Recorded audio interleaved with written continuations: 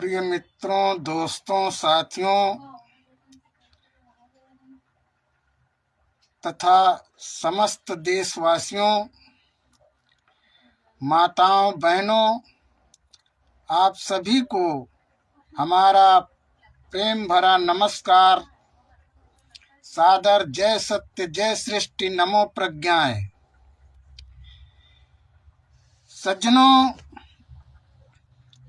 आज पुनः आपके समक्ष एक नई रील, नया एपिसोड और नया वीडियो लेकर हम आ गए हैं और आप सभी का इस नई रील नए एपिसोड पर हार्दिक स्वागत, अभिनंदन है। सज्जनों, आज हम इस रील में, इस एपिसोड में चर्चा करते हैं अध्यात्म की।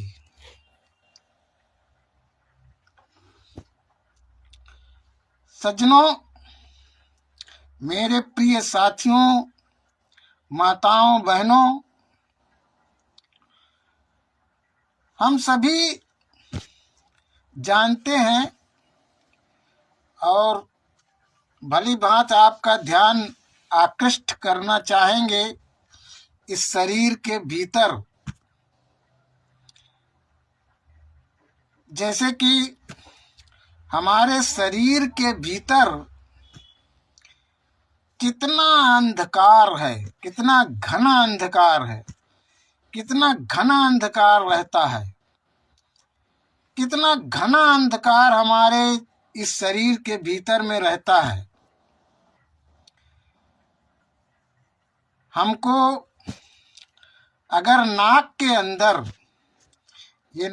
अंदर कुछ देखना हो तो भी टार्च से देखना पड़ता है। कान के अंदर भी कुछ देखना हो तो टार्च से देखना पड़ता है। इस मुंह के अंदर भी कुछ देखना हो तो टार्च से देखना पड़ता है। हमें टार्च का, किसी बाहरी प्रकाश का सहारा लेना पड़ता है इसके अंदर देखने के लिए। जब हम एक नाक को, एक आंख को, एक नाक के अंदर, आंख के अंदर, कान के अंदर, मुंह के अंदर हम जब ऐसे बिना प्रकाश के, बिना टार्च लिए, बिना रोशनी के नहीं देख सकते हैं तो सोचिए कितना अंधकार रहता है। इस पर सोचिए कि इस शरीर के भीतर कितना अंधकार होगा, कितना अंधेरा रहता है। और उस अंधेरे में सारी मशीनरियां चल रही हैं। पूरे शरीर की जो मशीनरी है वह अंधकार में चल रही है, अंधेरे में चलती है, अंधेरे में चल रही होती है। और चलाने वाली जो शक्ति है, जिसे वैज्ञानिक भाषा में ऊर्जा या चेतना कहते हैं, वह इसको सक्रिय रख रही है, चला रही है। उस चेतना को, उस ऊर्जा को, जिस शक्ति को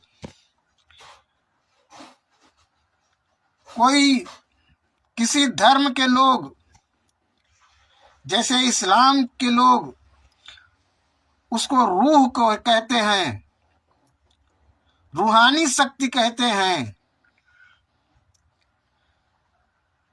और सनातनी लोग आत्मा कहते हैं, और बाइबल डिवाइन शक्ति कहता है, डिवाइन एनर्जी कहता है।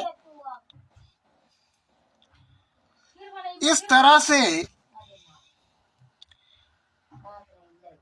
और अनेक धर्मों के लोग अपनी अपनी भाषा में कहते हैं, लेकिन जो वैज्ञानिक भाषा है, या बुद्ध भी, तथागत बुद्ध भी उसे चैतसिक चेतना कहते हैं, विज्ञान की भाषा कहते हैं। विज्ञान की भाषा में अपनी बात उन्होंने कहा कि वह चेतना है, चैतसिक चेतना उन्होंने उसको कहा। वह चैतसिक चेतना जिसे विज्ञान एक एनर्जी, एक ऊर्जा, एक चेतना कहता है, उसको जब अंतर्निहित नेत्रों के युक्ति से देखा जाता है, वह अंतर्निहित नेत्रों की युक्ति से दिखाई देता है। जब वह अंतर्निहित नेत्रों की युक्ति से देखने की प्रक्रिया की जाती है, जब अंतर्निहित नेत्रों से देखने की युक्ति की जाती है, तो वह एक विराट प्रकाश के रूप में दिखाई देता है, एक विराट ज्योति के रूप में दिखाई देता है, जिसे प्रज्ञा कहा गया है। सज्जनों, इसीलिए प्रज्ञा का अर्थ है प्र से प्रकाश और ज्ञा से ज्ञान, अर्थात ऐसा प्रकाश, ऐसा ज्ञान, अर्थात ऐसा प्रकाश जिस प्रकाश से ज्ञान प्रस्फुटित होता है, जिस प्रकाश से ज्ञान प्रस्फुटित होता हो, इसीलिए उसको प्रज्ञा कहा गया। प्रज्ञा का अर्थ ही है कि वह प्रकाश जिससे ज्ञान प्रकट होता है, ज्ञान प्रस्फुटित होता है, ज्ञान का प्रादुर्भाव होता है, इसीलिए उसे प्रज्ञा कहा। प्र से प्रकाश और ज्ञा से ज्ञान,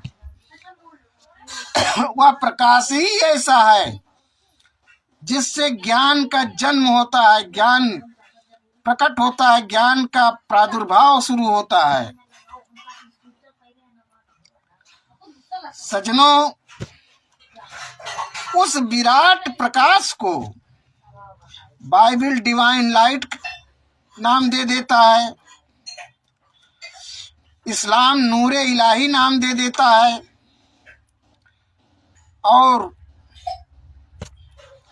सनातनी लोग उसको परम प्रकाश, दिव्य ज्योति, आत्मा के नाम से संबोधित कर देते हैं। और सिखों में उसे चांदना कह दिया गया। तो ये जो है, ये इसीलिए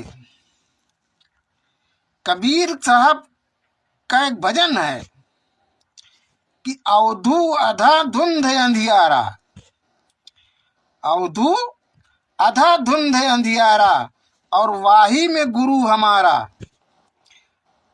अवधू अधा धुंध अंधियारा वाही में गुरु हमारा। अर्थात इस शरीर के अंदर घना अंधकार है, और उस अंधकार में वह ऊर्जा, वह ज्योति रहती है, वह जो शक्ति है वह कार्य करती है, और उसे अंतर्निहित नेत्रों के द्वारा युक्ति पूर्वक देखा जाता है, जो विराट प्रकाश के रूप में प्रकट होती है। अंतर्निहित नेत्रों के द्वारा वह दिखाई देता है। इसीलिए आगे कहा, गुरु नानक साहब ने भी कहा कि 9 लाख तारा उगे, सूरज चढ़े हजार, ऐता चानन हो दिया गुरु बिन घोर अंधार। यानी इतना विराट प्रकाश रहता है, होता है कि लाखों तारे, 9 लाख तारे जैसा और हजारों सूर्य के समान प्रकाश रहता है। अर्जुन भी गीता में कहता है कि ज्योतिषामप तज्ज्योतिषाम दिव्य सूर्य सहस्त्रस्य भवेदुपद्धिता यदि भासादृशी सा स्यात् भासतस्य महात्मनः। कृष्ण से कहता है कि मैं ऐसा प्रकाश देख रहा हूं कि जिसमें जो हजारों सूर्य भी निकल आए तो उतना प्रकाश नहीं कर सकते। तो ये इस तरह का उसका दीदार होता है अंतर्निहित नेत्रों की युक्ति से। सजनों, ये समझने की बात है, यही अध्यात्म है। अध्यात्म को समझिए, इसका प्रैक्टिकल ज्ञान प्राप्त करना होता है किसी तत्वदर्शी के द्वारा या प्राप्त किया जाता है जो इस तत्व को जानता हो, जानकार हो, उसके द्वारा प्राप्त किया जाता है। सज्जनों, जीवन का सार, अध्यात्म का सार, धर्म का सार, विज्ञान का सार, सबका सार ये है, जिस विद्या के जान लेने के बाद कोई संसार में विद्या शेष नहीं रहती, जानना। सज्जनों, विचार कीजिए, चिंतन कीजिए और इस रील में, आज के इस रील में, इस एपिसोड में बस इतना ही। आप सभी को बहुत बहुत धन्यवाद, साधुवाद।